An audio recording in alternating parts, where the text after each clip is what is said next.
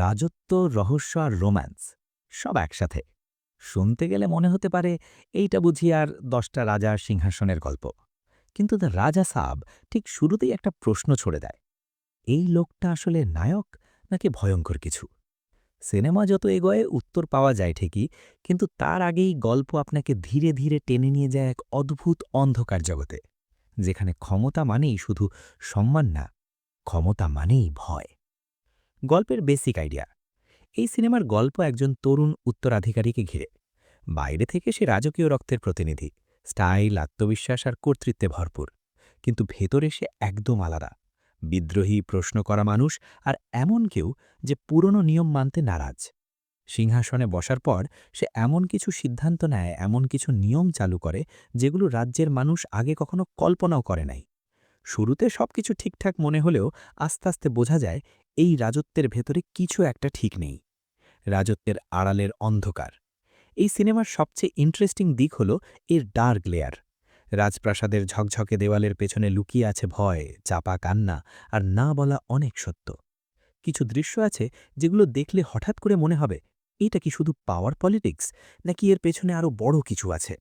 Horror এলিমেন্টগুলো খুব বেশি jump square type না, বরং এমনভাবে ব্যবহার করা হয়েছে যেন অস্বস্তিটা ধীরে ধীরে মাথার ভেতর ঢুকে যায়। একটা নিঃশব্দ ভয়, যেটা সিনেমা শেষ হওয়ার পরও কিছুক্ষণ থেকে যায়। রোম্যান্স কিন্তু সোজাসাপটা না। এই সিনেমায় রোম্যান্স আছে, কিন্তু সেটা ফুল গান ডায়ালগ টাইপ না, বরং সম্পর্কগুলো এখানে একটু জটিল, একটু অসম্পূর্ণ। হিরোর প্রেমের গল্পটা আসলে তার চরিত্র বোঝার একটা জানালা। সে কি চায়, কি থেকে পালাতে চায়, আর কোথায় আটকে আছে, এই সব প্রশ্নের উত্তর এই রোম্যান্সের ভেতর দিয়েই ধীরে ধীরে সামনে আসে। অ্যাকশন ও থ্রিল। অ্যাকশন এখানে বেশি দেখানোর জন্য না, বরং গল্পের প্রয়োজনে। কিছু দৃশ্য আছে যেগুলো হঠাৎ করে টেনশন বাড়িয়ে দেয়, বিশেষ করে যখন ক্ষমতা আর ভয় মুখোমুখি দাঁড়ায়।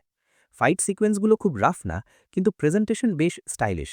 রাজকীয় ব্যাকগ্রাউন্ডের সাথে অ্যাকশনটা ভালোভাবেই মিশে আছে। হিরোর ক্যারেক্টার সবচেয়ে বড় শক্তি। এই সিনেমার সবচেয়ে বড় প্লাস পয়েন্ট নিঃসন্দেহে হিরোর চরিত্র। এটা এমন কোনো ক্যারেক্টার না যাকে আপনি এক লাইনে ব্যাখ্যা করে ফেলবেন। এক মুহূর্তে সে লিডার, আরেক মুহূর্তে সে ভয়ঙ্কর, আবার কখনো কখনো তাকে দেখে করুণাও লাগবে। এই চরিত্রটাই সিনেমাটাকে আলাদা করে তোলে। বিশ্বাস করেন, এই ক্যারেক্টারটা সহজে মাথা থেকে নামবে না। মিউজিক ও ব্যাকগ্রাউন্ড স্কোর। ব্যাকগ্রাউন্ড স্কোর খুব বেশি জোরে চেঁচায় না, বরং সাইলেন্সের সাথে কাজ করে। কিছু জায়গায় মিউজিক এমনভাবে ঢোকে যে আপনি বুঝতেই পারবেন না কখন আপনার টেনশন বেড়ে গেছে। এটা থ্রিলার টাইপ সিনেমার জন্য বড় প্লাস। সবচেয়ে ভালো লেগেছে যেগুলো: সিনেমার মুড, রাজকীয় প্লাস ডার্ক থিমের মিশ্রণ, হিরোর ক্যারেক্টার ডেভেলপমেন্ট, রহস্য তৈরি করার স্টাইল। যেখানে একটু সমস্যা লাগতে পারে, গল্প মাঝে মাঝে একটু প্রেডিক্টেবল লাগে, কিছু অংশ আরও গভীর হলে ভালো হতো। যারা খুব ফাস্ট পেস থ্রিলার আশা করেন তাদের একটু ধীর লাগতে পারে। শেষ কথা, দ্য রাজা সাব কোনো পারফেক্ট সিনেমা না। এটা এমন সিনেমাও না যেটা দেখার পর আপনি বলবেন এটা আমি কি দেখলাম। কিন্তু আপনি যদি রাজত্ব, ক্ষমতার খেলা, রহস্য, হালকা হরর আর রোম্যান্স, এই সব কিছুর একটা ডার্ক মিশ্রণ দেখতে চান, তাহলে একবার হলেও এই সিনেমাতে দেখা যায়। সবচেয়ে ভালো হয় খুব বেশি প্রত্যাশা না রেখে দেখলে।